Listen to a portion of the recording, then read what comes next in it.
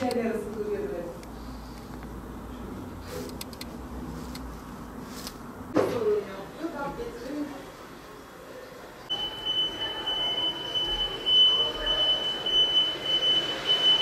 Yaklaşık 9 yıldır eşimden biz ayrıldık, boşandık. Resmiyete de 7 yıl oldu boşanalı. Ama bu 7 yıl süreci zarfında hiçbir şekilde ne eşim, ne ailesi, ne benim kendi ailem hiçbir şekilde ne bana ne çocuklarıma sahip çıkmadılar. Gücümün yettiğince bir süre ben çalıştım. 4 yıl kadar ben çalıştım. Ondan sonrası artık sosyal hizmetlerden aldığım aylık bir parayla geçindim. Yalnız bu para yetersiz geldi. Yetiştiremedim artık. 4 tane çocuğum var. 4'ü de öğrenci. Evim kira. Elektrik suyun borcu birikti ve şu an ev sahibi evden çıkartıyor. Kiranın, elektriğin suyun borcunu da ödemeden çıkmayın diyor. Ayın 10'una kadar da müddet tanımış.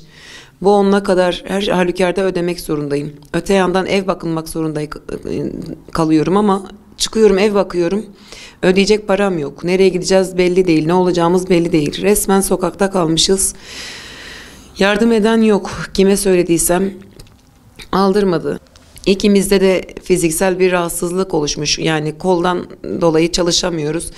En azından ikimize göre yapabileceğimiz, yani bu kolla bile çalışabileceğimiz bir iş imkanı verilse bize.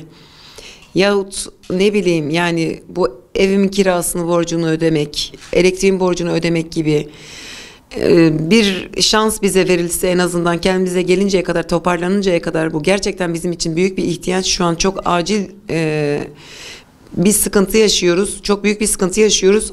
Acil bir yardım talebinde bulunuyoruz yani. Sosyal hizmetlerden aldığım para hepi topu şu an 2 ay, yani yılbaşından bu yana 820 TL'ye çıkartıldı ama benim bu aldığım para, kiram da 550 TL. Yani geriye kalıyor 200 gibi bir şey. 200 küsurat para kalıyor. Bu 200 parayla gelin çocukları geçindirin. Çocuklarım yayan gidip gelip okula yayan gidip geliyor. Bir tane kızım için mecburen ben servis tutmak zorunda kaldım. Adam her gün borcunu istiyor. Ta ki geçen senenin borcu bile var. Adam her gün konuşuyor ediyor. Allah razı olsun, yine de konuştuğu halde de kızımı alıyor servise.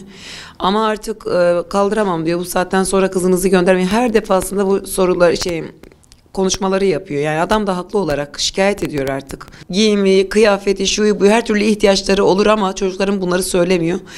Sadece okullarını okumak için dahi uğraştıkları şey, hani istedikleri şey düzgün bir şekilde okuyabilmek ama orada da illaki sıkıntı yaşıyorlar. Ve ben bu yüzden çok üzülüyorum. Bakıyorum onlar benden gizliyor kendi ihtiyaçlarını. Ben onlardan gizlemeye çalışıyorum yapamadığımı. Ama sonuçta yani durum ortada ve gerçekler ortada yani. Ne kadar saklarsak saklayalım. Onlar da bu olayın bilincinde. Ben de bilincindeyim. Bu bizim için sadece üzüntü yani. Ne gecemiz var ne gündüzümüz. Yani çocuklarımla bir evdeyiz ama yabancılar gibiyiz. Kimse kimseyle konuşamıyor artık. Kadın başıma 9 yıl boyunca direndim, çalıştım. Gücümün yettiğince yapmaya çalıştım. Elimden bu kadarı geldi. Çalışamayacak duruma geldikten sonra bu hale de geldik. Çok fazla değil gerçekten de, yani şu an şu elektrik borcumu ödeyebileceğim ve evimden rahatlıkla çıkıp da gidebileceğim bir yer olsun. Yani biraz düzene girebileceği kadar ve hani bunun içinde bir iş imkanı ki benle çocuğum rahat rahat çalışabilelim. Yani sakatım diye, yani ben her işi yapamıyorum diye gittiğim her kapıdan kovuldum. İş verilmedi bana. Şu halimle yapabileceğim, bana göre güzel, kolay bir iş ve oğluma kolay bir iş. Yapabileceğimiz, benim ve oğlumun yapabileceği bir iş. İmkanı verilirse Allah binlerce kez razı olsun derim. Ne diyeyim ben?